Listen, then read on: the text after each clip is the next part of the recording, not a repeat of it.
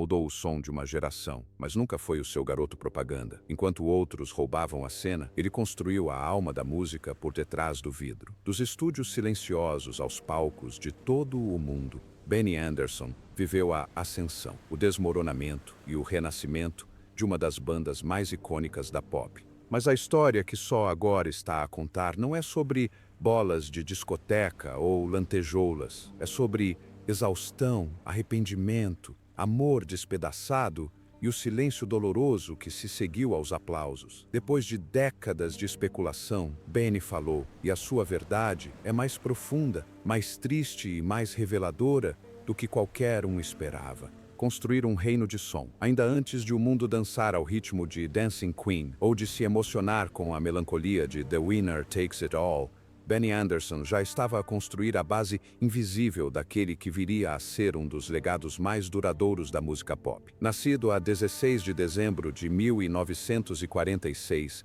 no bairro de Vasastan, em Estocolmo, Benny cresceu no seio de uma família operária, onde a música não era uma carreira, mas uma tradição querida. O seu pai, engenheiro civil, e o seu avô, músico autodidata, apresentaram Benny ao acordeão aos 6 anos de idade. Aquele humilde instrumento despertaria nele um fascínio pela melodia e harmonia que jamais o abandonaria. Ao contrário de muitos dos seus contemporâneos, que ambicionavam o estrelato, Benny não era movido pelo desejo de ser visto. Estava mais interessado em compreender como funcionava a música, desde a estrutura matemática de Bach até a narrativa terrena das canções folclóricas suecas. Aprendeu piano sozinho, de ouvido, e conseguia reproduzir melodias depois de as ouvir apenas uma ou 2 vezes. Aos 10 anos, já se apresentava em reuniões familiares e concertos escolares, sendo reconhecido não pelo seu talento para o espetáculo, mas pela sua sensibilidade inata ao tom e à emoção. Em 1964, com apenas 18 anos, Benny juntou-se aos Rapstars, uma banda de rock sueca que ficaria conhecida como os Beatles suecos. Com a sua chegada, o som da banda amadureceu quase da noite para o dia. O grupo começou a alcançar o topo das tabelas suecas, com êxitos como Sunny Girl e Wedding, canções compostas pelo próprio Benny. Estes primeiros êxitos não só revelaram a sua capacidade de compor melodias memoráveis, como também melhoraram as suas capacidades em arranjos de estúdio e performances ao vivo. Rapidamente ficou conhecido como o cérebro musical da banda, ao mesmo tempo que desenvolvia discretamente uma compreensão dos aspectos comerciais e técnicos da indústria. Depois, chegou uma noite crucial em 1966. Benny conheceu Björn Ulvaeus enquanto ambos atuavam na festa de um amigo comum. Björn, membro do grupo folk pop The Hootenanny Singers, partilhava com Benny o amor pela harmonia, pelo arranjo e pela atenção ao detalhe. A jam session que fizeram nessa noite resultou numa parceria musical instantânea.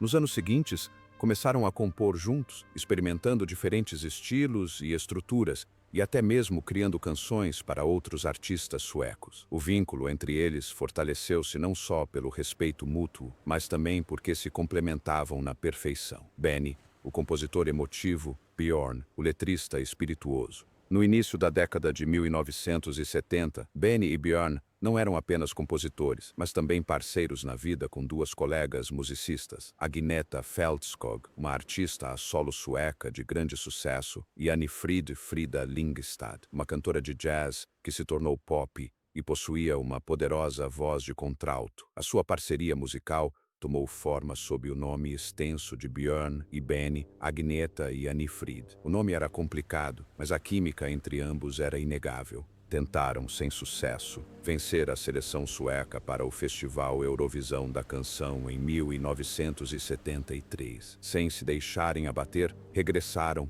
no ano seguinte com Waterloo, um hino glam pop que venceu o Festival Eurovisão da Canção de 1974 e os transformou instantaneamente em estrelas internacionais. Pouco depois, adotaram um nome mais memorável, BBA, acrônimo com as iniciais dos seus nomes. A partir desse momento, Benny deixou de ser apenas um músico pop. Tornou-se um arquiteto sonoro. Tratava cada música como uma pintura, sobrepondo instrumentos, arranjando harmonias vocais com precisão e fazendo experiências com sintetizadores muito antes de isso se tornar moda. No estúdio, Era conhecido pela sua paciência e perfeccionismo, passando por vezes dias a retrabalhar uma única harmonia até que esta soasse emocionalmente perfeita. Não se interessava pelo que era popular, interessava-se pelo que era intemporal.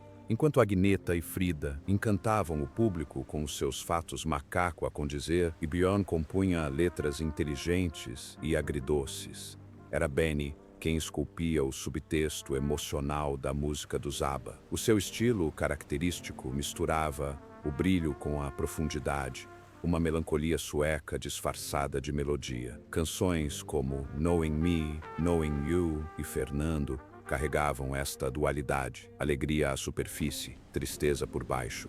Este era o dom de Benny, não apenas para a música pop, mas para gerações de ouvintes que sentiam algo mais profundo nas canções aparentemente simples do ABBA. Na verdade, Benny Andersson não estava apenas a criar canções, estava a construir um reino onde cada acorde, cada silêncio, cada nota importava. E embora os holofotes estivessem muitas vezes virados para outros, a arquitetura do som do ABBA era inequivocamente dele, desmoronando à medida que ascendia cada vez mais alto. Durante a maior parte da década de 1970, os ABBA surfaram uma onda imparável de fama. Mas, à medida que a banda ascendia ao sucesso público, começou a desmoronar-se em privado. O desmoronamento não foi repentino. Foi subtil e lento, como uma casa desgastada pelo tempo, em vez de destruída pelo fogo. A primeira crise surgiu em 1979, quando Björn e Agneta se divorciaram. Foi uma ruptura profundamente pessoal, mas que a banda tentou ultrapassar profissionalmente. Na altura, o grupo estava a trabalhar no álbum Super Trooper. E embora as músicas mantivessem o seu brilho característico, as sessões começaram a apresentar um novo tom mais pesado. 2 anos depois, Benny e Frida seguiram o mesmo caminho. O seu relacionamento já tinha sido descrito como intenso e simbiótico. Uma verdadeira história de amor musical. Conheceram-se em 1969, muito antes dos ABBA, e construíram uma ligação através da música antes de qualquer outra coisa. Frida disse uma vez, numa entrevista de 1975, que Benny a compreendia como mais ninguém. Mas a compreensão demonstrada em estúdio nem sempre se traduzia na vida real. O perfeccionismo obsessivo de Benny, que o tornava brilhante no estúdio, deixava pouco espaço para a disponibilidade emocional em casa. Frida, expressiva e emotiva, sentia essa crescente ausência. Em 1981, Benny admitiu ter se apaixonado por Mona Nurklet, uma produtora de televisão que conheceu durante um programa especial. Contou a verdade a Frida, mas o mal já estava feito. A separação foi discreta, até profissional, mas deixou uma profunda cicatriz na dinâmica da banda. O álbum de estúdio seguinte e último, The Visitors, lançado nesse mesmo ano, refletia o frio emocional que se instalava. Canções como When All Is Said and Done e Slipping Through My Fingers transbordavam uma dor não expressa. O brilho estava a apagar-se. E embora a banda tenha continuado por mais um ano, algo vital já tinha desaparecido, confirmando o silêncio que todos sentíamos. Durante mais de 40 anos, a história do fim dos ABBA foi definida não por manchetes bombásticas, mas por um silêncio ensurdecedor. Ao contrário da maioria das bandas lendárias, que encerram as suas atividades com uma digressão de despedida, uma conferência de imprensa sobre o fim da banda ou alguma atuação final catártica, os ABBA simplesmente desapareceram. O seu último single oficial, Under Attack, foi lançado em dezembro de 1982. A canção não alcançou o mesmo impacto dos seus êxitos anteriores. Não houve álbum seguinte, nem digressão mundial, nem despedida. Apenas um desaparecimento gradual no meio de especulações e teorias de fãs que se estenderiam por décadas. A sua ausência deixou um vazio, e nesse vazio surgiram inúmeras questões. Por que pararam quando ainda faziam tanto sucesso? O dinheiro separou-os? Foram problemas pessoais? Conflitos criativos? Durante anos, nenhum dos membros da banda deu uma resposta definitiva. As entrevistas mantiveram-se vagas. A palavra hiato pairava no ar, e as suas aparições públicas tornaram-se raras e cautelosamente educadas. De muitas maneiras, os ABBA tornaram-se um mito congelado no tempo, o grupo pop perfeito que simplesmente deixou de existir sem explicação. Isso mudou em novembro de 2024. Benny Andersson, Conhecido pela sua introspecção e por evitar a publicidade pessoal, deu uma entrevista ao The Guardian. Não chegou com um discurso ensaiado. Não houve qualquer declaração elaborada pelos assessores de imprensa, nem retoques de relações públicas. Em vez disso, Benny fez algo raro. Disse a verdade sem rodeios. Estávamos exaustos, admitiu. Os casamentos estavam a desfazer-se. A música começava a soar artificial. Precisávamos de parar para nos preservarmos. Aquela declaração simples e nada sentimental teve um impacto maior do que qualquer escândalo alguma vez conseguiria. Em poucas palavras, Benny confirmou aquilo que muitos fãs de longa data sempre suspeitaram. A ruptura não foi resultado de traição ou de quesilhas artísticas. A causa era o esgotamento emocional. Depois de anos a atuar, a gravar e a manter a ilusão de alegria enquanto as suas vidas pessoais se desmoronavam nos bastidores, o grupo estava exausto, não dramaticamente, mas silenciosamente, fatalmente. Depois, em abril de 2025, Benny deu uma entrevista complementar à Billboard, oferecendo uma visão ainda mais profunda. Descreveu os 2 últimos anos da banda, 1981 e 1982, como dias de trabalho sem inspiração. O que antes era uma colaboração vibrante tinha se transformado em rotina. Ele e Björn ainda compunham, mas sem a mesma energia ou propósito. As músicas surgiam mais lentamente. As sessões de estúdio eram mais curtas. Tudo começou a parecer um trabalho, não uma paixão. Mais revelador ainda foi a forma como Benny apresentou a decisão do grupo de parar. Não a chamou de fracasso, ele não a romantizou. Descreveu a situação como um desmoronamento inevitável. Já não era sustentável, disse. Não podíamos continuar a fingir, nem uns para os outros, nem para nós próprios. Este reconhecimento não foi apenas esclarecedor, foi curativo. Durante décadas, os fãs ouviram dizer que os últimos álbuns dos ABBA, como The Visitors, tinham uma sonoridade diferente. Mais introspectiva, mais melancólica. Canções como One of Us, An Angel Passing Through My Room e The Day Before You Came não soavam apenas tristes, eram tristes.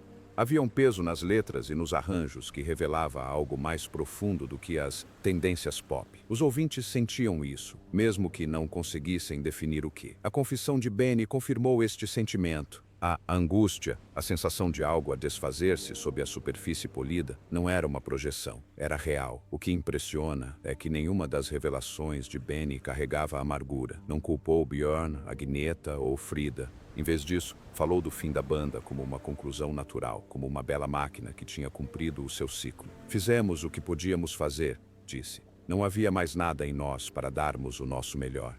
Para os fãs, foi o desfecho que nem sabiam que precisavam. O mistério deixou de ser misterioso. O silêncio tinha um propósito. E, mais importante, a dor que ecoava nas últimas canções dos ABBA tinha agora um nome. Exaustão, colapso emocional e a necessidade silenciosa de se afastar. O caminho de Frida através do luto e da realeza. Após a discreta dissolução dos ABBA, Frida embarcou numa viagem que ninguém esperava. Em 1992, casou com o príncipe Heinrich Russo-Reuss de Plauen, tornando-se membro da realeza europeia. A imprensa sueca entrou em frenesi. Como era possível que a mesma mulher que outrora reinava nas pistas de dança vivesse agora num castelo suíço, frequentando galas e banquetes? Mas a vida de princesa não era o conto de fadas que parecia. Frida lutava contra a rigidez das expectativas aristocráticas. A espontaneidade e a emoção que a definiam enquanto artista não se enquadravam no mundo estruturado da realeza.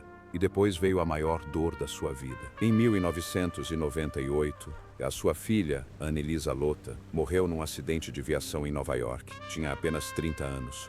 A perda foi devastadora. A mulher que outrora cantara para milhões procurava agora o silêncio, consumida pela dor na sua casa isolada perto do Lago de Genebra. O glamour da realeza, a fama do seu passado. Tudo isto empalideceu em comparação com o vazio deixado pela ausência da filha. E, no entanto, foi Benny quem reapareceu durante esse período. Apesar de tudo, estendeu a mão.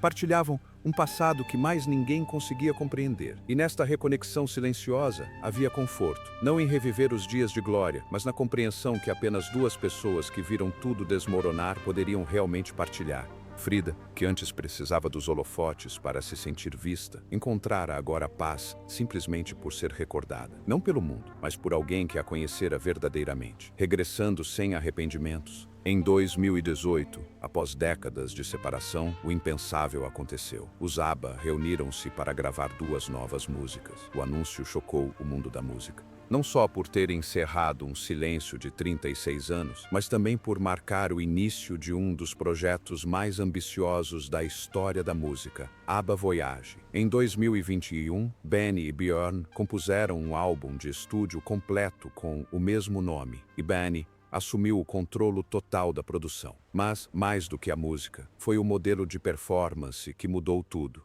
ABBA Voyage não foi um concerto tradicional, foi uma experiência digital. Utilizando a captura de movimento e a tecnologia de Avatar, Benny e a equipa recriaram a banda tal como era em 1979, atuando ao vivo com uma banda de 10 elementos numa arena construída especialmente para o evento em Londres. O espetáculo foi um estrondoso sucesso. Desde a sua estreia, em maio de 2022, já vendeu mais de 1,3 milhões de bilhetes, atraindo fãs de mais de 140 países. Os avatares digitais não se limitavam a imitar. Superaram as expectativas. Benny, sempre o artesão, supervisionou até os mais pequenos detalhes do design de som, insistindo que a performance fosse autêntica, emocionalmente precisa e tecnicamente impecável. E talvez o mais notável seja que a banda recusou uma oferta de $1.000 milhões para uma digressão ao vivo. Não queriam procurar a antiga euforia. Em vez disso, redefiniram a performance nos seus próprios termos. Os avatares, tal como o próprio Benny, não precisavam de ser vistos para serem sentidos. A música falava por eles, como sempre fizera, deixando que a música revelasse a verdade. Agora, aos 78 anos, Benny Andersson já não se esconde atrás de harmonias perfeitas nem das paredes de um estúdio. Em entrevistas recentes, tem revelado, discretamente, décadas de contenção emocional. Admitiu que a música era a sua válvula de escape. Não sabia falar sobre a dor, por isso compunha. Certa vez disse: "Dei as minhas melhores frases às canções, não às pessoas que precisavam de as ouvir de mim."